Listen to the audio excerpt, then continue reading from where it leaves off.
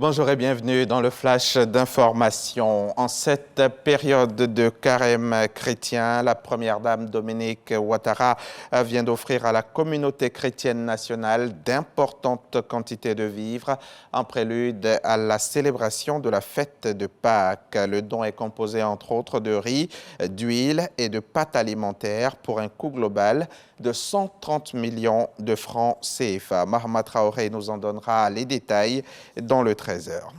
Depuis le 23 mars dernier, la communauté musulmane observe le jeûne de Ramadan. En cette période de grande générosité, le président Alassane Ouattara a fait un don de sucre et de riz aux musulmans de Côte d'Ivoire. C'est le président du COSIM, le Conseil supérieur des imams, des mosquées et des affaires islamiques, qui a réceptionné le don. Le reportage d'Abou Sanogo à suivre tout à l'heure également dans le 13h. Ils sont 117, ces ex-militaires qui ont décidé de quitter les forces armées et qui ont choisi d'intégrer les affaires maritimes et portuaires. Avant leur intégration définitive, ils seront formés au métier de ce secteur. Ils viennent d'être reçus par le ministre des Transports en présence de notre reporter Didier Nguessa. Ces 117 militaires qui ont opté pour la reconversion professionnelle vont intégrer les affaires maritimes et portuaires après une formation de 4 mois au métier du secteur. Ils sont reçus au ministère des Transports pour symboliser le passage du statut de force de défense à force de sécurité intérieure. En intégrant cette force paramilitaire, les ex-militaires sont invités à conserver leurs qualités sur le plan professionnel. Dévoués à la défense de la nation, aujourd'hui commence pour eux une nouvelle aventure au sein du ministère des Transports.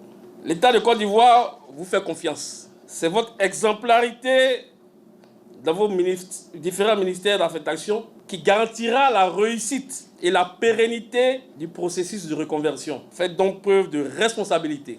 Il s'agira pour les intéressés d'étudier les rudiments du droit et du transport maritime et fluvio-lagunaire, du code et de la sécurité maritime, entre autres. Vous suivrez une formation de base au métier des affaires maritimes et portuaires d'une durée de 4 mois, puis vous serez mis en situation réelle d'exercice.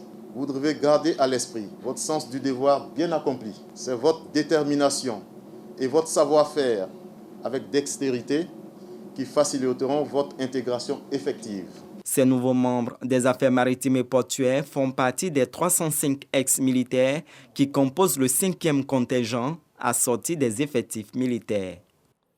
Au Sénégal, malgré l'interdiction de la préfecture, la coalition d'opposition Yewwi Askan Wi a maintenu son appel à des manifestations ce mercredi à Dakar et jeudi lors du procès d'Ousmane Sonko, poursuivi pour diffamation par le ministre du Tourisme. Sa précédente convocation le 16 mars dernier avait provoqué des heurts dans la capitale. Et dans un contexte de vive tension, la justice a dénoncé mardi l'existence d'un groupe visant l'insurrection. Ce sont des élucubrations.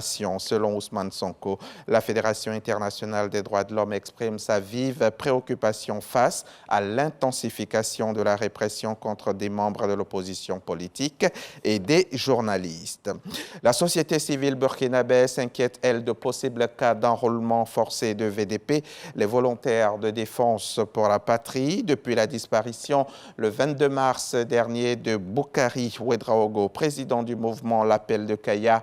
Les organisations de défense des droits humains dénoncent l'arrestation de 2 autres membres de la société civile ce week-end du 25-26 mars. Sans nouvelles depuis, elles craignent qu'ils aient été recrutés de force au sein des VDP. Dans un discours, le capitaine Ibrahim Traoré a affirmé que ceux qui refusent de s'engager doivent se contenter de manger, dormir et laisser les autres travailler.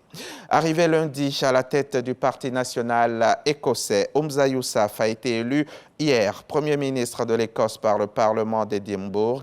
Il prend officiellement ses fonctions ce mercredi, devenant ainsi le plus jeune chef de gouvernement du pays. À 37 ans, il entre dans l'histoire en devenant le plus jeune Premier ministre écossais et l'un des plus jeunes Premiers ministres actuellement en fonction dans le monde. Il est aussi musulman, petit-fils d'immigrés pakistanais arrivés en Écosse dans les années 60.